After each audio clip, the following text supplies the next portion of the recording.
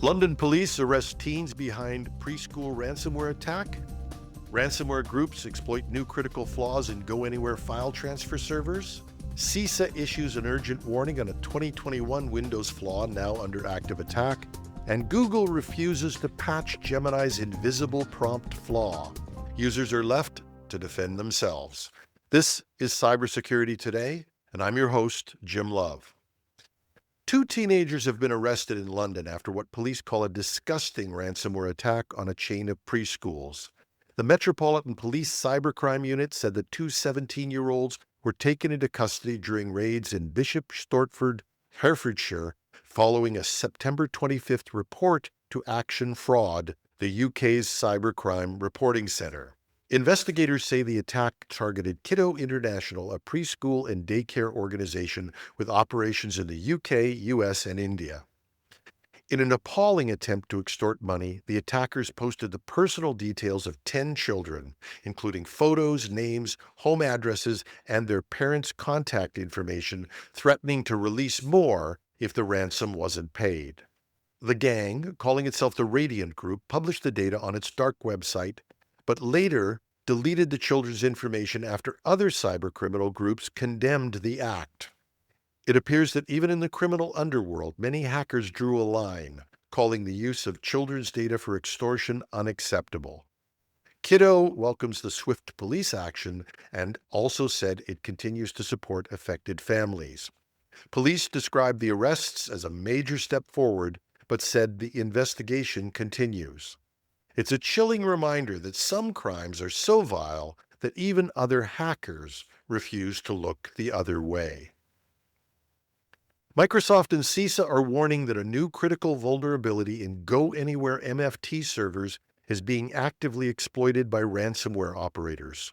GoAnywhere MFT, short for Managed File Transfer, is a secure data exchange platform used by major organizations in finance, healthcare, and even government.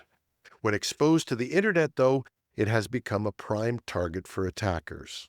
The Flaw, tracked as CVE 2024-0204, allows unauthenticated remote code execution through the product's admin console. Microsoft rated it critical, and ransomware groups, including affiliates linked to the Clop ransomware gang, are now exploiting it in the wild. A similar zero-day in 2023 led to breaches at more than 130 companies. The vendor released a patch in January 2024, but unpatched systems are now being hijacked to deploy ransomware and steal data. Administrators should immediately apply these updates, disable external access to the admin portal, and review their logs for signs of compromise. It's another example of how trusted tools for secure transfer can become the attacker's doorway if they're left unpatched. A 3-year-old Windows vulnerability has come back to haunt us. The U.S. Cybersecurity and Infrastructure Security Agency, CISA, has issued an urgent alert for CVE 2021-43226, a Windows privilege escalation flaw that was actually patched by Microsoft in December 2021. The bug sits in the common log file system driver and allows attackers with even limited local access to gain full system-level control. CISA says the flaw is being actively exploited right now and has added it to its known exploited vulnerabilities catalog with a mandatory patch by date of October 27th.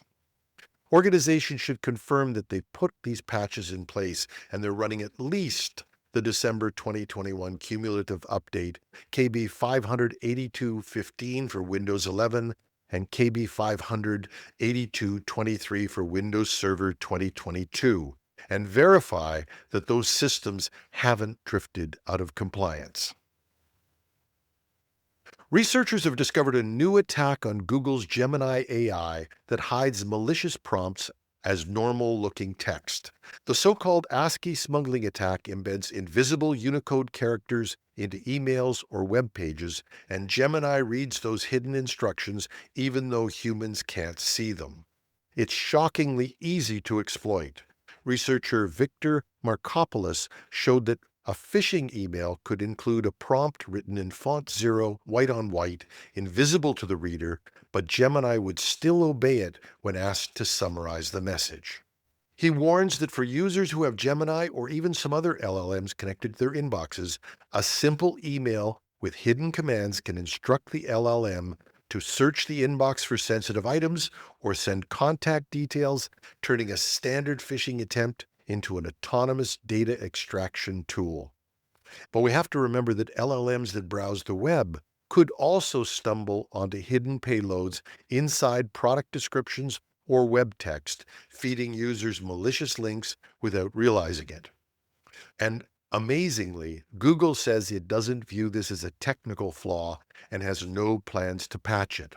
Security experts recommend restricting Gemini's access to email and calendar tools, sanitizing text to remove invisible characters, and treating AI-generated summaries with caution. A few invisible characters are all it takes to turn a helpful assistant into a data exfiltration agent. And until vendors fix it, and they should, defenders must close that gap themselves. And that's our show. If you like what we're doing, please share the program. Give us a like, leave a comment on your favorite podcast app. We're everywhere: Apple, Spotify, YouTube, and just about anywhere you can get podcasts. A quick reminder, this is Canadian Thanksgiving, so there'll be no Monday show. We've got a special weekend edition coming up, but we'll be back early next week with more cybersecurity news. We always love to hear from you. You can reach me at technewsday.ca or technewsday.com.